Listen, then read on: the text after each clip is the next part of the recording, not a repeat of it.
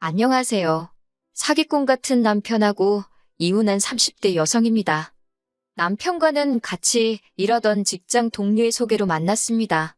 남편은 요식업에 종사하는 사람이었고, 저는 중소기업에 다니는 평범한 회사원이었어요.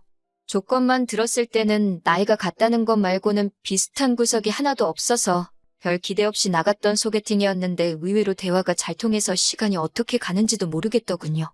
이후로 특히나 남편이 적극적으로 대시를 해온 덕에 저희는 금세 연인 사이로 발전했고 결혼 이야기까지 나누게 되었어요. 사귀는 동안 이미 충분히 서로가 어떤 사람인지는 알아왔었고 서로 사랑한다는 확신도 있었기에 결혼 이야기가 나오기 시작한 이후로는 돈 이야기를 많이 했어요. 남편의 월 수입은 한 달에 400 정도였지만 근무 시간이 워낙 길어서 잘 번다고 말하기는 어딘가 부족한 상황이었지요.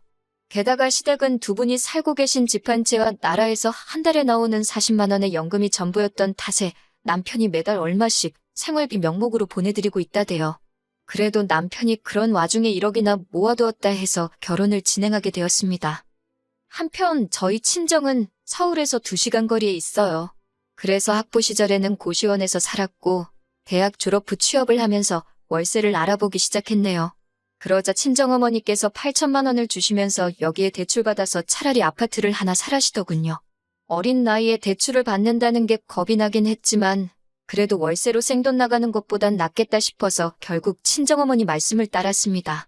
그리고 다행히 그렇게 산 아파트가 결혼 당시에는 꽤나 많이 오른 상황이었지요. 비록 저축은 2천 정도로 많이 없었지만 대출을 거의 다 상환한 상황이었고요. 상황이 이렇다 보니 남편이나 저나 굳이 양가에 손 벌리지 않고도 결혼 준비를 해나갈 수 있었습니다. 정말이지 모든 것이 제 생각보다도 쉽게 흘러가더라고요. 하지만 식을 올리고 얼마 지나지 않아 아버님과 어머님 사이가 굉장히 좋지 못하다는 사실을 알게 되었습니다. 제 앞에서는 티를 낸 적이 없으셨지만 시이모께서 귀뜸을 해주셨어요. 남편은 위로 3살 많은 신우가 있는데 신우는 이미 시집을 간 상황이었고 당신 아들인 제 남편까지 장가를 보내면 당장이라도 아버님과 항원이혼을 하시겠다며 주변에 그렇게 말씀하고 다니셨다대요. 하지만 어머님의 원대한 계획은 결국 이루어지지 못했습니다.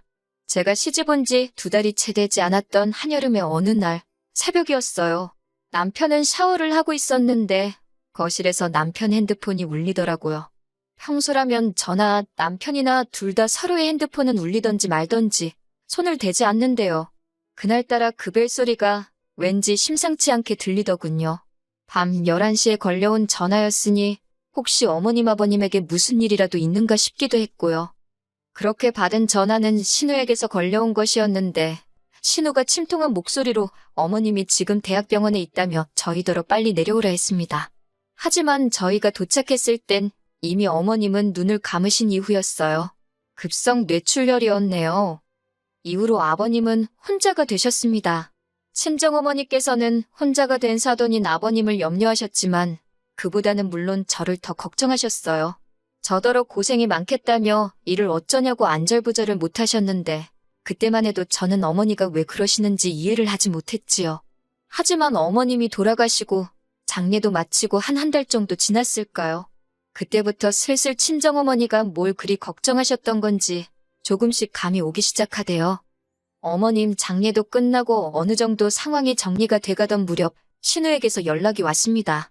신우는 제가 묻지도 않았는데 먼저 자기가 얼마나 힘든 시집살이를 하고 있는지 자기 이야기를 늘어놓기 시작하더군요.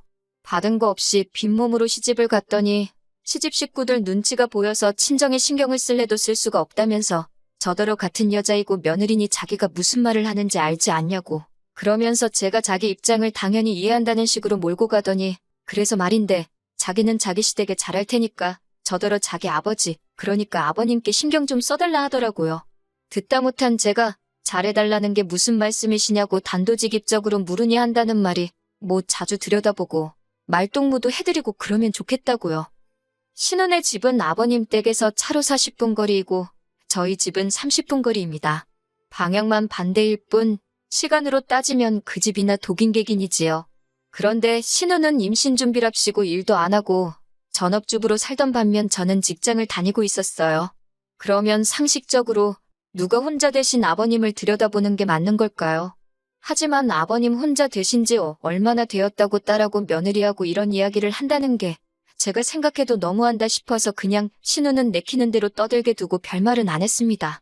주말이나 이따금씩 시간 날 때 한 번씩 들려서 며느리인데 할도리만 하면 되는 거라고 그렇게 생각하고 말았지요.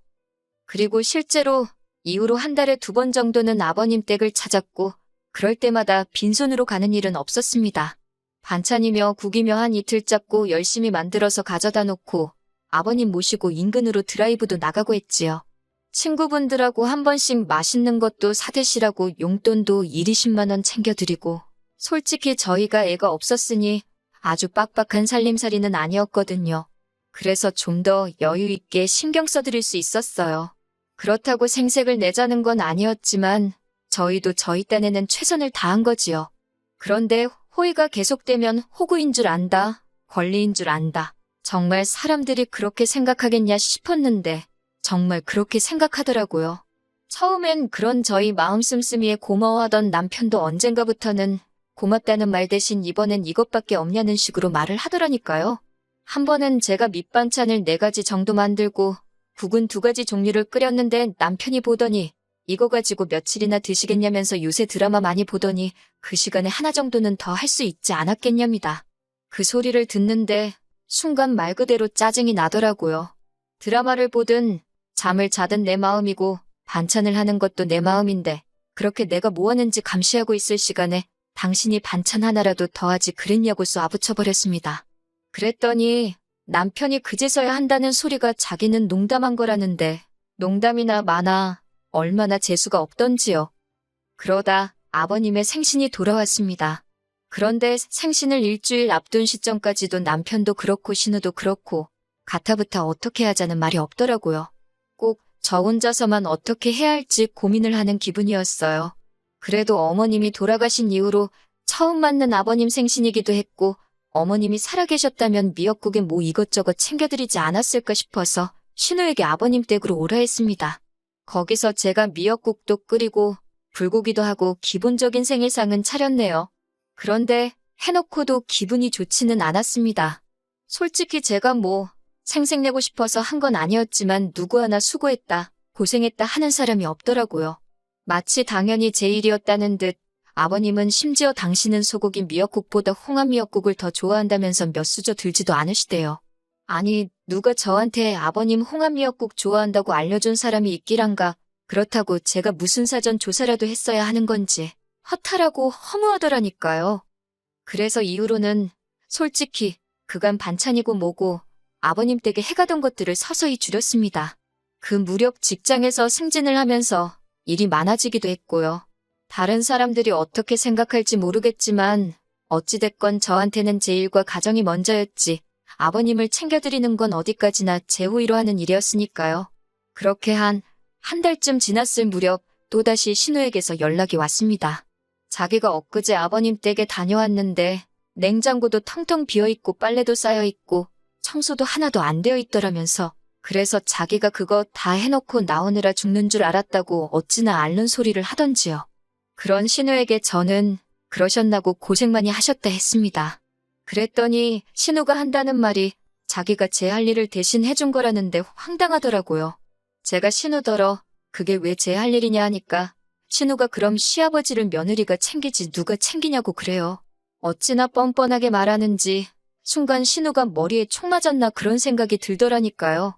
결국 신우더러 아버님이 저하고 피 한 방울이 섞이길 하셨냐, 아버님이 저를 키우기를 하셨냐, 아버님 은혜를 입은 언니든 아니면 제 남편이든 2사람이 챙겨야지. 어디 가서 그런 말씀 하지 마시라고 남들이 이상하게 본다고 쏘아붙였어요. 이후로 신우도 빈정이 많이 상했는지 저에게 아버님 일로 연락을 해오는 횟수가 부쩍 줄었습니다. 솔직히 처음엔 어찌됐건 신우랑 사이가 틀어졌으니 마음이 편치는 않더라고요. 하지만 그것도 이내 있게 된 게 신우랑 틀어지고 아버님 일도 덜 신경 쓰기 시작하니까 제 시간도 많아지고 그래서 굳이 상황을 나아지게 하려는 어떤 노력 같은 걸 안 했습니다. 긁어부스럼이란 말도 있잖아요. 그러다 남편을 통해 신우의 소식을 듣게 되었는데 신우가 취직을 했답니다. 신우 집 근처에 있는 마트에서 일을 하게 되었다고요. 전업주부 생활을 즐기는 줄 알았더니 어쩐 일로 일을 다 하나 싶었지만 굳이 묻지는 않았어요. 어쨌든 잘 됐네 하는데 남편이 하는 말이 가관이 돼요. 남편이 이제 신우도 일을 하니까 아버님 돌보는 일은 제가 신경을 많이 써줘야 할 것 같답니다. 제가 남편더러 어이가 없다고 나는 결혼할 때부터 지금까지 한 번도 일을 쉰 적이 없는데 왜 신우가 일자리를 구했다고 아버님 챙기는 일이 내가 할 일이 되는 거냐며 물었습니다. 그러자 남편이 그러면 어쩌냐고 오히려 저에게 반문을 해요. 짜증이 나서 당신이랑 신우랑 둘이 머리를 맞대고 상의해보라고 나한테 떠넘길 생각하지 말라고 쏘아붙였어요. 하지만 제가 말은 그렇게 했지만 아예 아버님을 모른 척 할 수는 없잖아요. 그럴 생각도 없었고요. 그래서 예전처럼 한 달에 두세 번은 남편과 함께 때로는 혼자서 아버님을 찾았습니다. 하지만 역시나 저희 아버님 한 번을 고맙다 소리를 안 하시대요. 그래도 그냥 제 마음 편하자고 하는 일이다 생각하고 타박안 하시는 게 어디냐 무뚝뚝한 양반이시다 그렇게 생각하고 말았습니다. 그러다 작년 여름에서 가을로 넘어가던 무렵부터 아버님이 툭하면 심심하다 외롭다 소리를 하시더라고요. 특히 혼자 식사하는 게 너무 싫으시다며 걸핏하며 저와 남편더러 아버님 댁에 들려 저녁을 같이 먹고 가라 하시는 거예요. 처음에는 몇 번 맞춰드리다가 빈도수가 일주일에 두세 번으로 잦아지면서는 도저히 안 되겠다 싶어서 저는 못 가고 남편만 가고 아니면 둘 다 못 가고 그랬습니다. 그랬더니 이건 뭐 단식투쟁도 아니고 그냥 식사를 안 하겠다고 하시는데 솔직히 저는 그런 아버님의 협박이 귀엽고 동시에 귀찮다고 느꼈을 뿐 그다지 심각하게 와닿지는 않더라고요. 하지만 아무래도 남편은 자식이니 달랐던 모양이에요. 별 걱정 없는 저를 향해서 시부모도 부모라며 장인어른이 그러셨어도 이렇게 천하태평일 수 있냐는 둥 저러다 아버님 쓰러지시면 제가 책임질 거냐는 둥 걱정을 사서 하더라고요. 그러더니 급기야 하루는 자기가 아무리 생각해봐도 달리 떠오르는 방법이 없다면서 아버님을 모시고 살잡니다. 지금 아버님이 사시는 집은 팔고 올라오시게 해야겠대요. 황당해서 지금 사는 집이 내 집인 건 알고 있냐. 그런데 그렇게 멋대로 결정을 하는 게 어딨냐. 안 된다 했습니다. 그랬더니 자기도 저랑 결혼할 때 빈손으로 온 거 아니라면서 무조건 모셔야겠다고 맞서더라고요. 남편이 1억을 들고 온 건 사실입니다. 하지만 그 1억 중 5천만 원이 남편이 몰고 다니는 차를 사는데 들어갔고 나머지 5천도 가정가구와 같은 혼수에 쓰였어요. 가정가구도 순전히 남편의 고집과 취향이 반영되다 보니 가격대가 올라갔을 뿐이고요. 그리고 저희가 살고 있는 아파트는 6억짜리였고 세금도 제 명의라는 이유로 오롯이 저 혼자 감당하기로 한 상황이었습니다.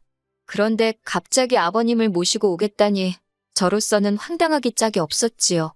저는 절대로 못 모시고 산다고 고집을 꺾지 않았습니다. 그랬더니 남편이 안 되겠다 싶었는지 저를 무슨 애 다루듯 슬슬 구슬르기 시작하대요. 아버님이 집 팔고 나면 그 돈이 다 누구 차지가 되겠냐. 효도한 자식 몫이 되는 거다. 그러니 우리가 모셔야 한다나 어쩐다나. 남편이 하도 간곡히 부탁하고 저도 마음이 편치 않아 이리저리 생각도 하고 계산도 하고 그러다 일단 아버님 집의 시세라도 알아봐야겠다 싶어서 부동산에 가서 물으니 시장이 안 좋아서 많이 받아야 2억이나 받겠다 하대요. 그러면서 공인중개사가 지나가는 말처럼 등기부등본을 한번 확인해보라길래 말대로 했습니다. 그랬더니 세상에 대출이 1억이 넘게 걸려있더라고요. 어이가 없어서 저는 그날 밤 남편더러 대출부터 시작해서 제가 알게 된 사실들을 이야기했습니다. 그런데 남편 반응이 생각보다 뜨뜻미지근한 게 마치 알고 있던 사람 같더라고요. 그러더니 순간 뭔가 제 뒤통수를 강하게 후려치는 느낌이 들었고 제가 남편에게 아버님이 받으신 대출이 혹시 당신이 결혼할 때 모았다며 들고 온 돈이냐 물었습니다. 그랬더니 남편이 아니라고 부정을 안 하더라고요. 그리고 얼마간의 시간이 흘렀을까요? 남편이 난데없이 미안하다 하더니 그래도 1억 전부는 아니고 3천은 자기가 모은 돈이 맞답니다. 황당하고 기가 차서 뭐라고 대꾸해야 할지도 모르겠더군요. 그런 저를 향해 남편이 한다는 말이 이제 저도 자기가 왜 아버님을 모시고 살자 하는지 좀 이해가 되지 않냐면서 우리가 결혼할 때 받은 것도 있으니 우리가 쓴 돈 갚는다 생각하고 모시고 살잡니다. 그놈의 우리가 소리를 얼마나 해대던지 화가 머리끝까지 난 제가 우리가 소리 한 번만 더 하면 입을 찢어놓겠다 했어요. 그리고 우리는 무슨 우리 개풀 뜯어먹는 소리 하지 말라고 애시당초 당신이 모아둔 돈이 3천밖에 없다 했으면 결혼을 좀 미루더라도 기다렸을 거라고. 나한테 거짓말 친 것도 부족해서 책임은 같이 지자니. 무슨 사람이 일이 뻔뻔하냐고 따지고 들었습니다. 이후로 남편은 저를 너무 사랑해서 그랬다. 놓칠까봐 무서웠다. 온갖 가머니설로 제 마음을 돌려놓으려고 하더라고요. 하지만 생각할수록 남편이 괘씸하고 그렇다고 혼자 지내실 아버님을 모른 척 하자니 제 마음이 너무 불편해서 말 그대로 이 꼴 저 꼴 안 보고 지내는 게 최선이겠다 싶더라고요. 그래서 남편에게 헤어지자 했습니다. 겨우 2년 살고 이렇게 끝을 볼 줄 알았다면 처음부터 시작도 하지 않았을 거라는 원망을 퍼붓고는 끝내자 했어요. 남편은 아버님 모시고 살자 소리는 다시 안 하겠다며 자기의 진심을 알아달라고 말 그대로 제 바짓가랑이를 잡고 늘어졌지만 제가 제 성격에 끌려다니게 될 걸 너무 잘 알았기에 냉정하게 뿌리쳤네요. 결국 남편은 제 집에서 나갔고 위자료는 따로 오가지 않았습니다. 가져온 1억에서 남편 차값과 결혼식 비용 그리고 남편이 우겨서 산 가정가구 등을 제외하고 나니 한 1,000만 원 정도 남더라고요. 신우가 그 1,000만 원은 돌려달라고 민사를 꺼내 어쩌네 하길래 걸라 했습니다. 이 부분은 앞으로 어떻게 될지 모르겠는데 적어도 저도 당하고만 있지는 않겠다는 생각이에요. 그렇게 헤어진 지 이제 막 2달이 되어가네요. 시간은 참 빨리 흘러가고 사람 마음도 금세 무뎌져 가지요. 남편의 행복을 빌어줄 정도로 제가 대인배는 못 되지만 적어도 아버님만큼은 어디 아프지 마시고 남은 여생 외롭지 않게 지내다 가셨으면 좋겠습니다.